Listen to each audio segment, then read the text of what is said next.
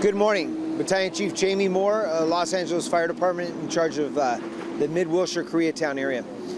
This morning, just before 6:30 this morning, Los Angeles Fire Department was finishing a call near the intersection of Wilshire and Western. When they completed their call, they happened to notice that there was a young man, about 15 years old, who was sitting on the balcony of one of the residential high-rise buildings here on Wilshire Boulevard. This individual was sitting on the balcony and it was dangerously close to the edge. They contacted this building security, who notified the fire department that there was an individual who was having some issues and was desperate and sitting on the edge of the balcony, threatening to jump off.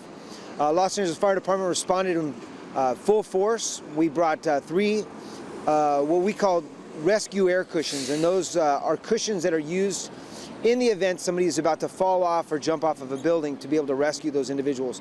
Our firefighters were there ready to treat the patient, God forbid he were to jump off or fall off the building. We had firefighters, sheriff officers, and LAPD on scene in order to talk to the individual, and Los Angeles Fire Department was able to rescue this individual from the ledge where he was sitting. We had one firefighter who actually engaged the individual and was able to rescue him off that ledge. This morning, I know it's early morning, Tuesday morning, with I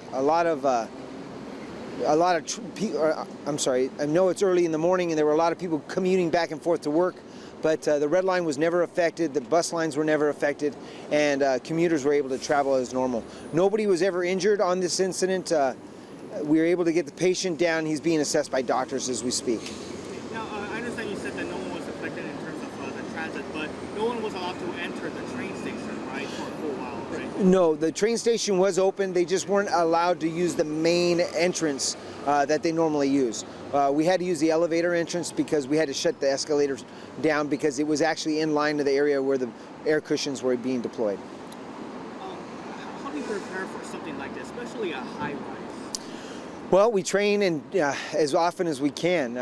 We have plans that have been set in place, and once we get on scene, depending on the incident and what's happening, is what we deploy and how we deploy it. We had individuals who were down on the base of the building in the event that the individual were to jump or fall off the building, and then we have firefighters and law enforcement professionals who are actually on the floor with the paramedics, negotiating, trying to talk them off of the ledge.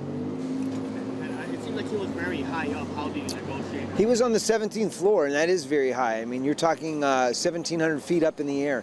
How do you negotiate? You basically talk to the individual. We do a lot of listening, and really just everything we can to support the individual and try to get him off the ledge. The last thing, what is next? Was he taken into custody, or?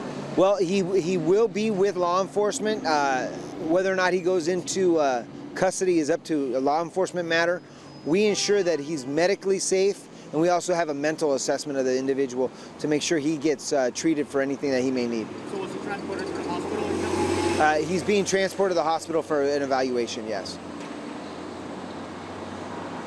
How long did it take? The duration of this incident was just over an hour. So about 7:30 was over? Just after 7:30, about 7:45, so about an hour and almost an hour and 15 minutes.